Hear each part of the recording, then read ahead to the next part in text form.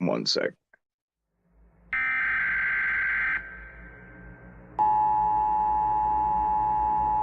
This is not a test. Let's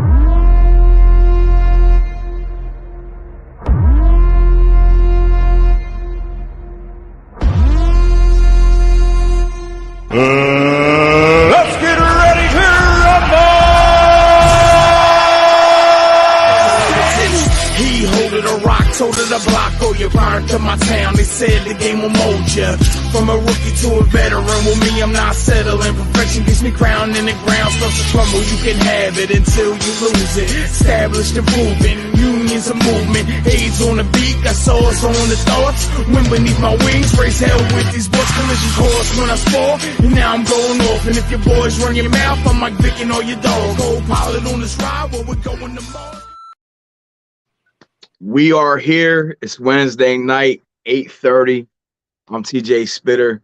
I got a special guest tonight. Adam, my brother, what's happening, sir? How are you, TJ? I'm well, thank you. How are you feeling? Pretty good. A little nervous, Good, but good. pretty good. Nervous for what? Always. See, so shout out to Bobby Foper, who made the intro to my show, right? Whenever I get nervous, I always go back to, that was the first real song I put out. And it takes me back to that place where I was so nervous the first time I performed it. And then as soon as I was done, I realized how easy it was. Right. You know what I mean? You get it way out of the system, you know? Yep. We got people chiming in already. Folk, what's happening, brother? Much love to you, Chris Van. I see you, man. Great job on the show last night. So we have been talking about you coming on for a long time. Mm-hmm. Yeah. For a long time. Yes. And I'm going to start doing these every so often, called Breaking the Stigma, of people coming on that are in recovery or have gotten sober or clean and sharing their story a little bit, because I want people to understand that change is possible. You know, Yeah. man, Kevin Casey, man, long time. How are you, sir? Cut, what up, my brother? How are you, sir? I love the fact people are tuning into this. This is, and I hope this makes you even more nervous. Yeah. A little sweaty. Good sweaty, though. Me and you grew up together. We've known each other for, oh my God, 30 years, I guess. Been a long time. Mm-hmm. So what does breaking the stigma of addiction mean to you?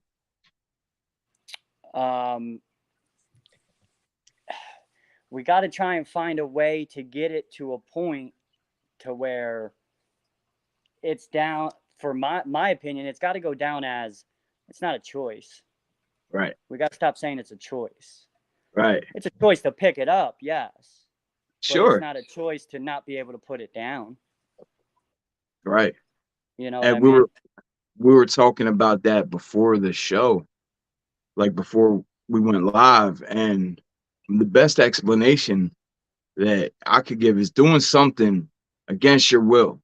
Instead, the level of insanity that comes with that, and you're still doing it. Mm-hmm. You know, knowing that you shouldn't, but you're still doing it. Right. Mm-hmm. Right. Whether it's all self-harm one way or another, however you want to look at it, you're harming yourself.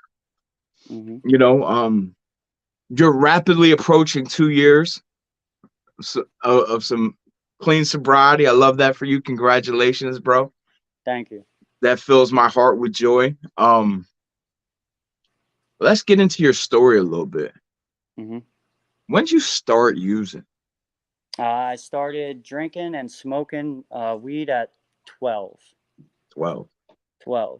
Which it seems to be 12 to be the number for majority of the people I talk to in recovery. Yeah. Yeah, it really, every person that I've ever spoken to, we start at a young age. Mm-hmm. We start at a young age. And actually, I have a number for you real quick. Okay. Let me try and find it. 70% of people that use drugs or alcohol by the time they are 13 years old will have a substance abuse problem. Yeah.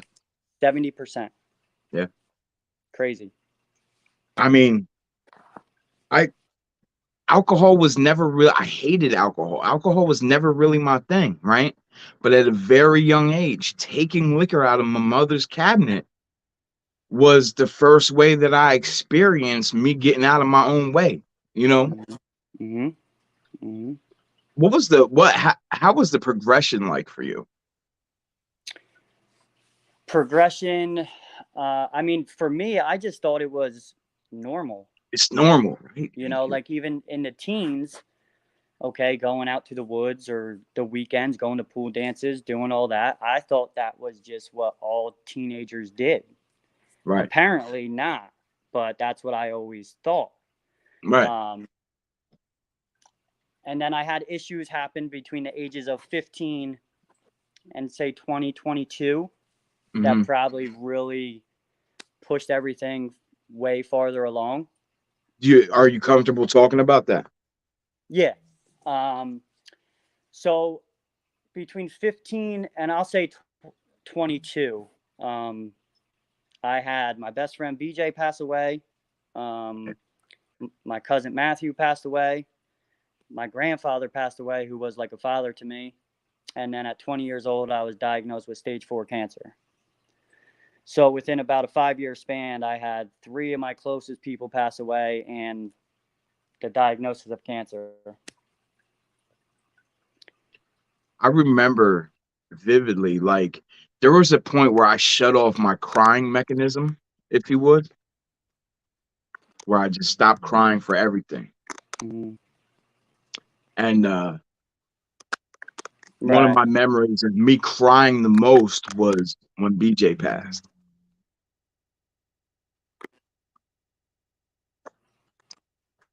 One, like, it was terrible. terrible. Just yeah. It was just, so you're diagnosed with stage 4 cancer, and that makes you just, how would do you jump in from there?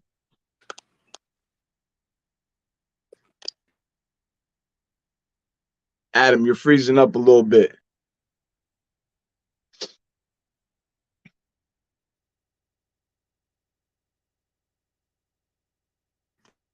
Adam, you with me?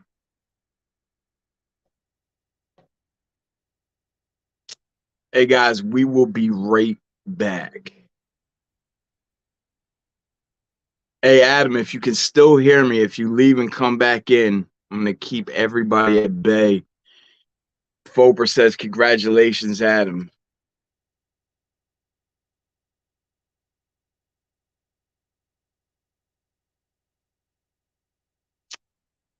Frankie, congrats on 2 years clean, Adam. Hate to see you old friends fall, but sure do love to see them on the right path. P-Berg strong. We need to lead by example. Proud of you both. Thank you, Frankie, for this. Adam, you still with me there, bud? Goodness gracious. Man, lost him. Hopefully he'll be back on.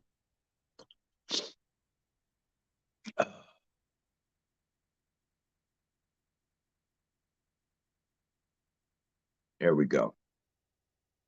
I don't know what There happened. you are. All right. How's your Wi-Fi connection?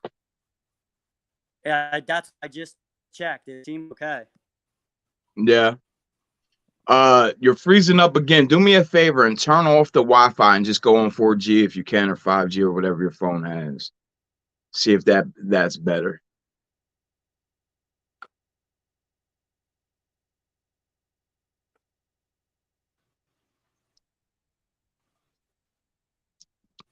How's it? You with me? Yeah, I can hear you. Can you hear me? Yeah. It seems like we got you. I don't know what happened. Sorry. It's funny because we didn't have a let's try. single issue. We did not have a single issue before we started the show. not one. I'll It's go like, oh, outside if it keeps happening. you guys are gonna talk about progression, recovery. Oh no, we don't Yeah, want that. yeah, right. So before we had the little technical difficulty, I was saying like you were diagnosed with stage 4 cancer. Hmm. How'd that make you dive in to the drugs and alcohol? Um, I don't think it was while I was going through the process. Right. Like I said, I had 9 months of chemo every other week, and then 3 months of radiation after that. Okay. I think it was more when I was told that I was cured, Hmm. it kind of flipped a switch to where, okay, sweet, I'm unstoppable type of situation. I'm invincible. And yeah, that's exactly what happened. And if I remember correctly, one of my friends even said it to me. Now you're invincible, like as a joke. You know what I mean? As we were out Right. and stuff. And I'm pretty sure I remember who it is. I'm not going to say, but that's exactly how I felt. And between that and not knowing at any given time this could fucking happen, and I could be gone. So why not live it up? Right. Basically. I think, as addicts, I spent a lot of years very reckless, playing Russian roulette one way or another with myself and the people around me, not caring, you know, thinking I was Absolutely. unstoppable. We have a question from Yeah. Foper, and I think it's a great question I want to ask you. What was the defining moment in your life that encouraged you to seek recovery? When I first started to seek recovery was when I found out I was having kids. That got me to say I can't do this no more. And that's when I started. Now, it didn't work out the way I wanted to. If it would have Right. worked out the way I wanted to, I have 7 years now instead of 2. Right. So what was that like? What, trying to stop? Yeah. Yeah, let's talk about how Yeah. difficult it is. Okay. So the first time I ever tried to stop, like I said, was when my ex-wife now was pregnant. Okay. I didn't think I had an issue. I didn't think I was addicted to alcohol or anything until I did try to stop, and I couldn't. I just couldn't. I had to shake so bad. I felt like I couldn't get out of fucking bed or anything. And then I found out that if you take another fucking drink when you're feeling like that, everything's all good. Everything's Boom. great. Right. So multiple detoxes, multiple IOPs, and a couple 28-day rehabs I went through over the last now almost 7 years until I went to my last one February 15th, 2020. Before that one, I tried to stop on my own as well, and I ended up having a seizure right in the kitchen. Mm. And I think that opened my eyes for when I went in this last time to pay the fuck attention. And obviously, I don't know what the hell I'm talking about. And I went in there fucking open-minded, and fucking it's been working out. I've been listening. I've been following what I'm supposed to fucking do. So far, so good. Right. Right. So what are you supposed to do? How are you listening, and what are you supposed to do for those that are trying to stop? Well, number one, you have to, for in my opinion, and like for what I went through, I had to seek medical help immediately. Sure. So, Like, once I had that seizure, I actually continued to drink until I was able to get into a rehab. right. I think it was a couple days that I had to wait to get a bed, but yeah, and you gotta listen. You have to listen to people who are already in recovery. They're not full of shit. Like I Right. thought the first 6-7 times that I went through it. Me too. You know? Me too. Yeah. Sit down and listen to what they have to say. For real. It's the sit down and shut up.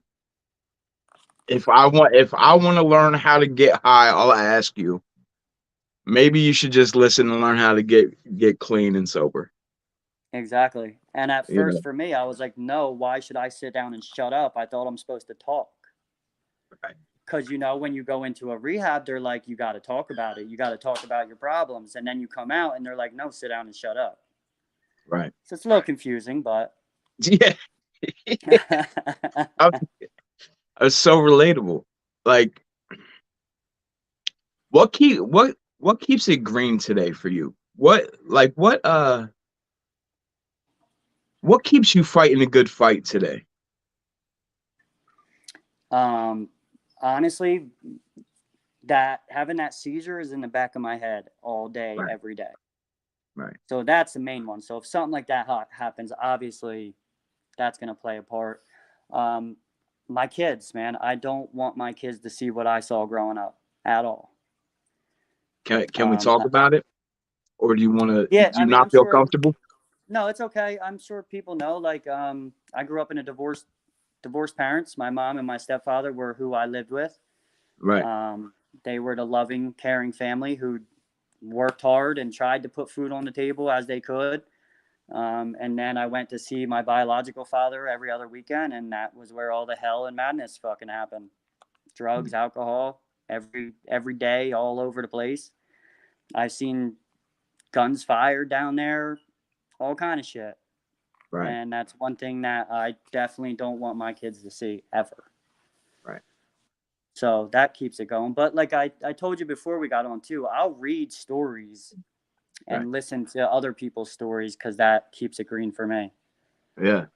I mean, like we have to. I can't work on my own devices and think that I got this ever, Right, right, ever. right. You know, man,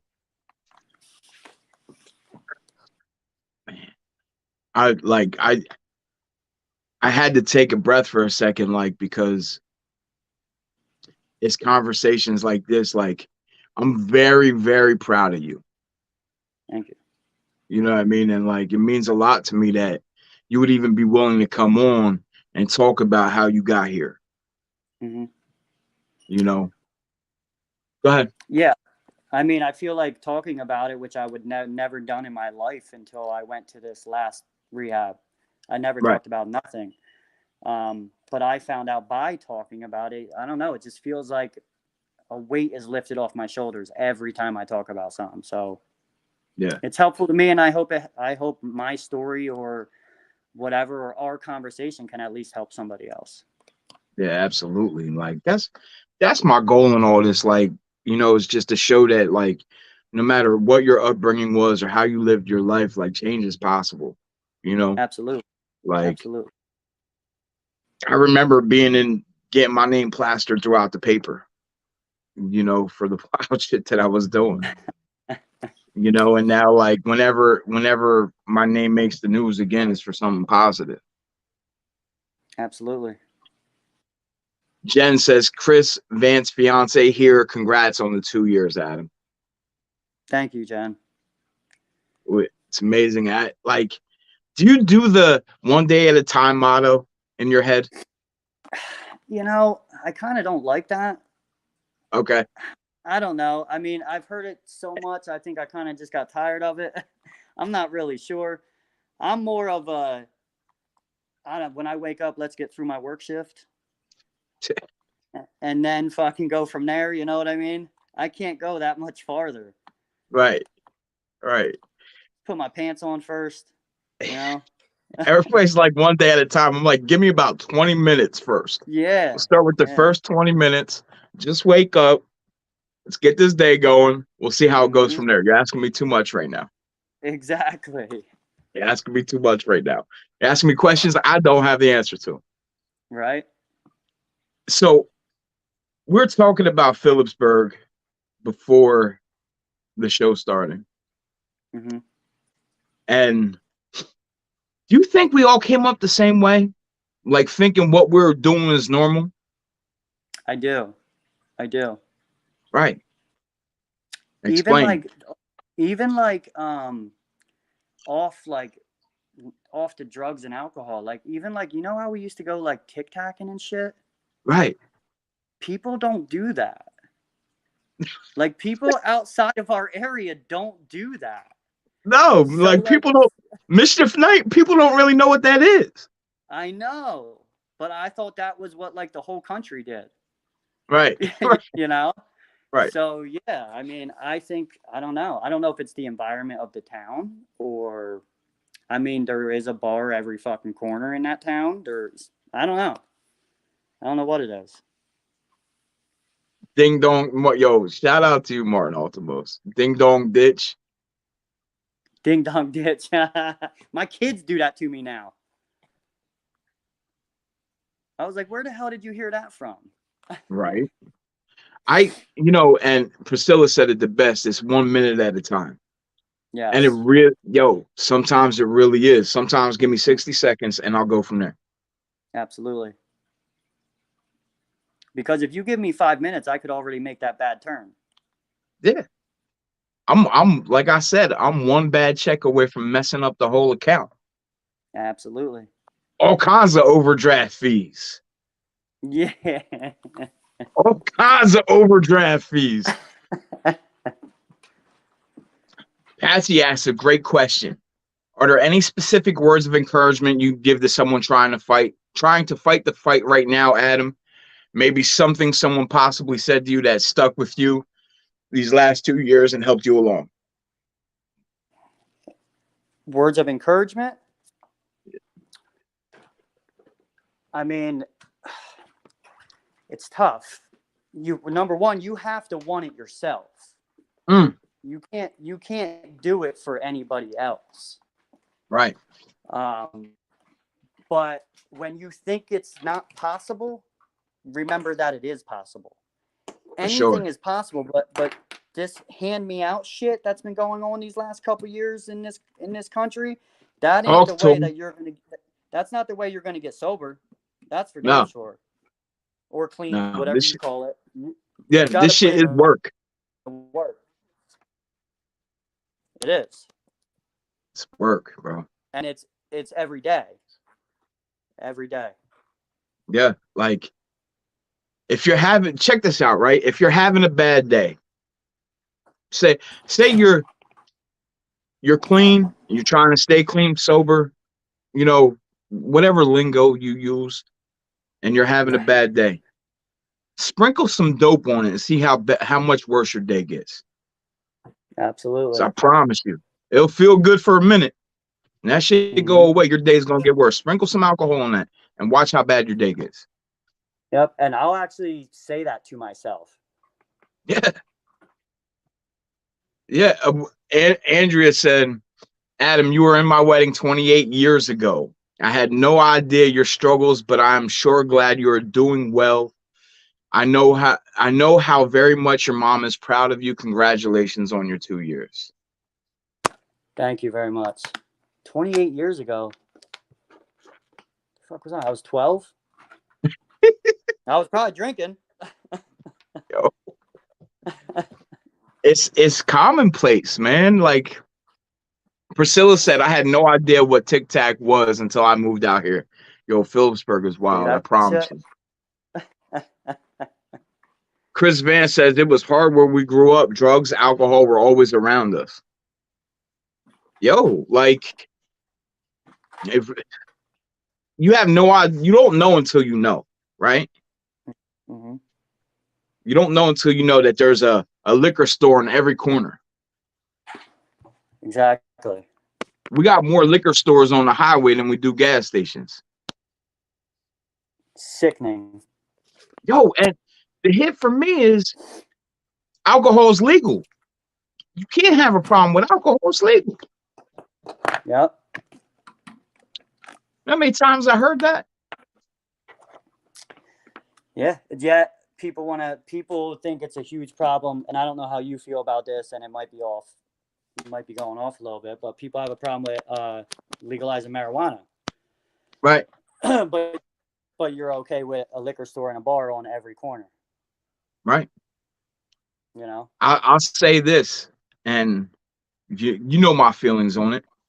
I can't use marijuana because I know what will happen 6 months down the road with continual use every day. right? Mm-hmm. But I know people that have crippling anxiety, that have severe PTSD, that have chronic depression, and it helps them. Mm-hmm. It Yep. helps them, you Yep. know. So I look for the, I'm never gonna be that guy that fucking, pardon my language, that shoves my ideas down your throat. What works for me is not gonna work for everybody else, and I know that.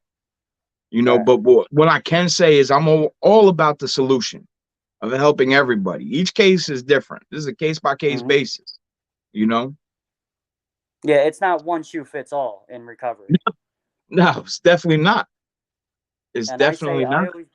I always said too, whatever you're doing that helps you um, make your life manageable again, Yeah, then do it. Then do it. for sure. As long as it's not making your life unmanageable, then you're okay. But the moment it starts, if it's medical marijuana or Suboxone or whatever, if you start abusing that and it's making your life unmanageable, then you have to stop that as well. Right, right. I know a lot of people that have medically assisted programs, if you would. That's Mm-hmm. the term I'll call it. I'm not against it. I'm not Mm-mm. against it. What, like, Mm-mm. so 12 years ago when I started this journey, I couldn't get into a detox. I couldn't get into a rehab. You know, I had to go through the withdrawals. I detoxed myself. Mm-hmm. Knowing now, I wish I knew then what I know now. You know what I mean? Because I didn't realize how dangerous that was for me. Mm-hmm. You Mm-hmm. know, Absolutely. Jen says, I say you do it for you, and all the rest are the promises in the big book coming true. Yeah. Keep doing what works for you. It's your recovery. Damn, see, that's it, man. That's it. Absolutely. I'm not Absolutely. here. There's enough labels on us already. I'm not here to label you with something else. Right. You know? And you have to, which we were talking about before we started too. You have to, anybody that's gonna put you down for what your issue is or whatever, whether they're family or they're not family, they must be cut out of your life, because it takes one word for people like us to make us say, fuck it, I'm going to go do it. We self Yeah. harm ourselves for somebody being an asshole to us. You know what I mean? Right. It's fucked up, but that's what we do. And I can't stress this enough. I keep all the triggers away from me, whether it's friends, family. Listen, you hang out in the barbershop long enough, you're going to get your hair cut. You Exactly. know? And that's when I like. I can't hang out with my buddies that are using every day. I love y'all. I just gotta love y'all from a distance. Right. I can't hang out with people that throw the terms junkie and fiend around every day, because I was a junkie and I was a fiend. Mm-hmm. And I promise you'll never make me feel that way. Mm-hmm. I'm not gonna allow you the opportunity. I told you before, I cut a family member out for using that word. You know? Yeah. It sucks, but sometimes it has to. Listen, anything that comes with growth is uncomfortable. Anything that comes with growth is uncomfortable.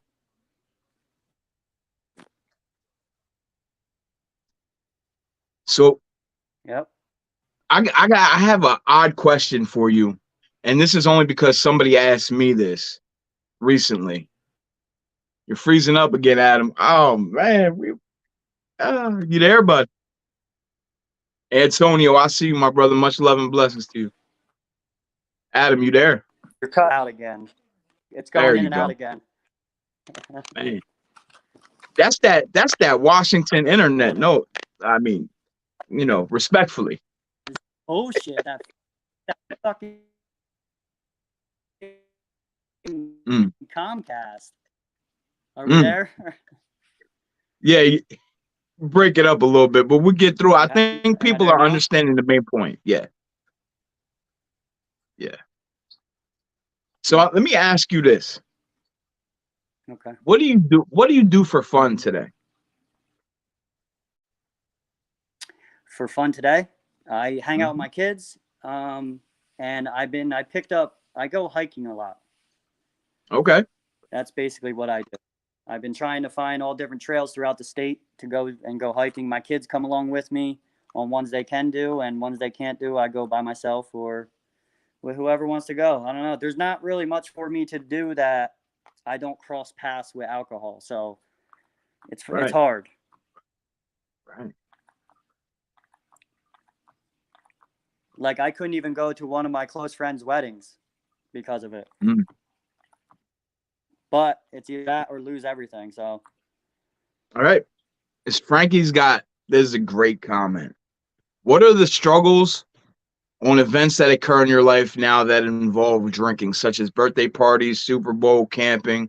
Must be hard to be around people. I myself let loose now and then. You lose close people who used to be close to you. yeah, like I just said, I couldn't go to that wedding because I didn't trust myself enough to be around all that, and being back Right. around all the guys I used to hang out with for fucking 20 years, you know? Right. So I made the decision to talk to him and let him know why I can't come, and I just Right. didn't go. It sucked big time. I'm not going to lie. Yeah. Like it killed me not to go, but I just couldn't. I couldn't do it. Yeah. Like, Camping, I take my kids. If I go camping, I'll take my kids. So, there's no drinking or stuff when I go. I try my hardest to not be around any type of drinking at all. right. Right. Good for you, bro. It takes a very strong will to make that happen. I watch a lot of Netflix now. I'm not mad at it. There's I'm fucking not mad. nothing else, man. Yo, for real. Like, so when 12 years ago, I was performing a lot musically, all over bars, clubs, everywhere. The one constant with that was Jackie was always with me. Hmm. So I know I'm just going. I have a job to do now. I'm just going in there. Right. I'm performing my set, and I'm out of there. Right. You know, Hmm. just because I can't test it. You know, No, I I'm don't. definitely not ready for that. No, Mm-mm. I can't test it. You won't see. Like, I don't go to bars today for what? You know, Mm-mm. like Mm-mm. even if it's to watch the game or whatever, like I'll watch a live stream on my phone before I put myself in jeopardy. You Right. know, Now, I did go over to meet my mom at Weyerbacher not that long ago. My cousin was playing over there, so that's the main reason why I went. And I went with my girlfriend, who knows, no, like I can't do nothing, and is very right? supportive in that way. So I went over there, I got some grub, listened to some music, and I left. Like I Yeah, didn't hang out any longer than my meal, basically. You right. know, Did you start getting that uncomfortable feeling? that was the first time I didn't. Okay, And I don't know that's why. I don't know if because I was eating and I mean, my mom was there too. She'll slap me across the face if I pick up a drink. So, I'm not mad at it. I'm not mad at it, yeah, man. yeah.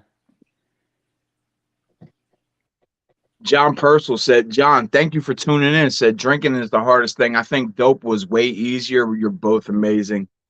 Thank you, John. Much love to you. Yes, sir. And I don't know. I can't gauge it. I don't have a gauge on what was harder, you know, It because all sucks.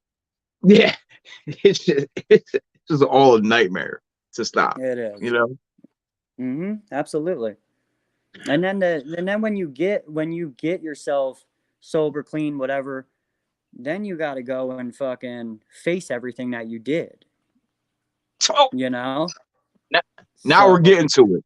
Now we're getting and to it. and you got to do all that without being able to run away, I'll say, from your emotions. Right? We That's the hardest fucking part. the feeling your feelings. Yeah, they suck. No, Nobody wants to do that, just in general. No, no. We spent all these years masking those feelings, covering up those feelings, running away from those feelings. Now you got to face it all. Mm-hmm. What's that like? What was that like for you? And Um, still to this day, because I still have a hard time. yeah, and yeah, I don't like it. I don't like it. I hate it. I really do. I can't stand it. But when you're done, I feel like I feel better. That You know, when you're done with everything, you feel better. it's that weight lifted off your shoulders. Right, right. You know, and Mm-hmm. like to this day, I still have a hard time. Like I have a hard time processing my emotions. I still have all these defense mechanisms that I lied to myself about and called them coping mechanisms, which weren't healthy. Right, That I right, still revert to cover up and mask how I'm feeling. right. Like a lot of times I'll turn to anger Yeah, if I'm upset or something. A lot of times it'll end up being I'll turn it to anger, which is fucking terrible because it's 0 to fucking 60 in a second. You know, right, but I right. got a You lot know of work how? to do yet. Me too. Me too. You know, like just and I made this post the other day. Just as a man, there's certain things that we grew up with, like it wasn't okay to cry. Right, I can't just jump off the bridge and say I'm sad. right, This is causing me to feel sadness. No, so I'll do what you just said. right. This is causing me to feel rage and anger. You know, just thinking about it right now got me Exactly. like Mm-hmm. I don't even want to deal with it. You know what I mean? Oh man. Yeah, I hear S- you. I've been sweating Jen since the show said, started. "What's that?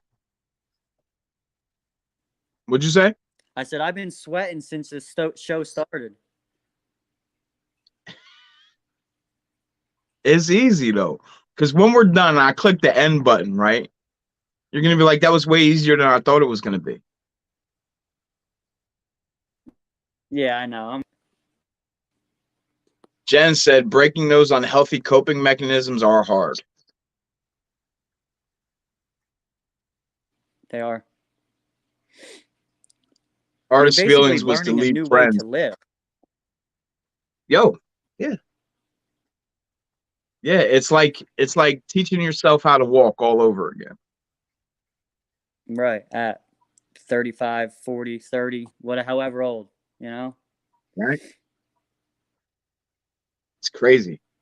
It's crazy. Mm-hmm. Before we go, I two things. I want to thank you from the bottom of my heart coming on. Is there anything else that you want to talk about? Mm, not that I could think of. I mean, I just wish we can fucking get people to educate themselves a little more, you know, Right. on this issue.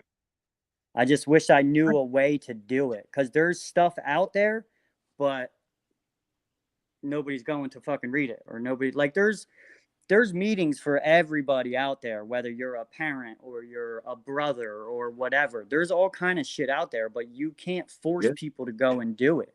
You know what I mean? No. And No. that's the only way we're going to stop this fucking shit to where if you were an addict, you're a fucking junkie for life. Like, no, that's not the case, you know?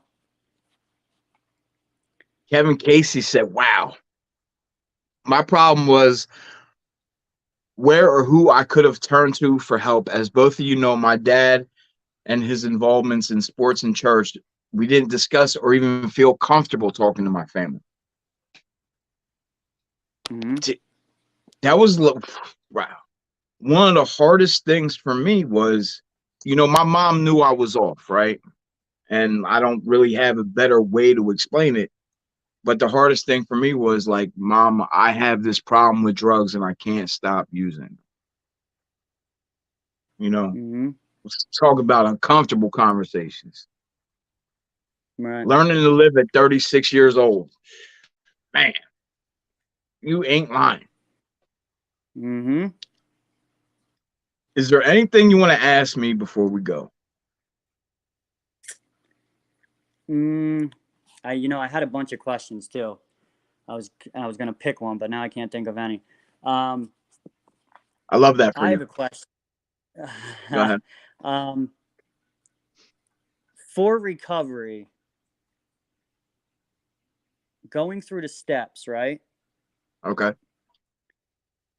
And this might be for myself, but Okay. are you somebody that goes over your steps or your inventory, I should say, like yearly, or is it a one and done? No, listen, I'm going to be real honest with you. I do it every day. Okay. So I went through the 12 steps. Mm-hmm. Excuse me. I went through the 12 steps and thought I had graduated. I thought I Right. had received the key to life. And so what I do every day is I take a little self inventory. How am I treating people? How am I around others? How am I to myself? Like I found that if I'm keeping my side of the street clean, I'm good. Right. And that's how I, stay out of my own way, if you would. Right. The Right. moment that I stop doing that, I start acting like like an animal. Even with Right. some time clean, I revert back to them old habits fast. Mm-hmm. Yeah, I'm asking because I can almost feel myself get to that point now.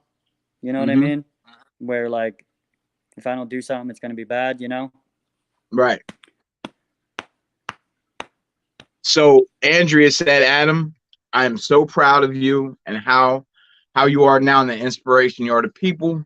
You have become you have come a long way and you're stronger than you think. I'm here for you and love you. Keep up the good work.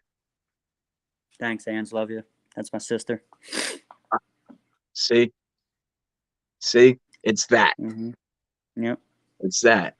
Jen said, oh, we're in here dropping some jewels. Self inventory, step 10 daily. Frankie said, losing yourself is worse than losing people who really didn't give a shit about you. Keep your circle small. You are Absolutely. not wrong, Frankie. You are not Yep. wrong, Cut. And Rob said, great show. Huge inspiration. Love you guys. Run for mayor, Fulper. Yo, for real. Can we talk about it? Come on now. I don't even live there, but I want you to. Right. Neither do I. And I feel the same strongly. Mm-hmm. Yep. Listen, man, I'm very happy that you came on and allowed me to have this conversation with you about these uncomfortable talks. Thank you for having me. I really appreciate it. One day at a time, fellas. Hey, man, listen, if you ain't learned anything today, you can learn that people can change their lives and stop being labeled and slandered and what you think they are, right? Adam, we are out of here, brother. I appreciate you. Go ahead. I'm sorry. What were you saying? I just got to work hard. Make sure you put in work. It's not given to you. No, you're not going to. This ain't going to come in a stimulus package. I promise you. Hell no. That's for a different show, though, right? We're out of here, my brother. Yes, I appreciate you. Be safe, everybody. Thank you, TJ. Have a good one. Thanks,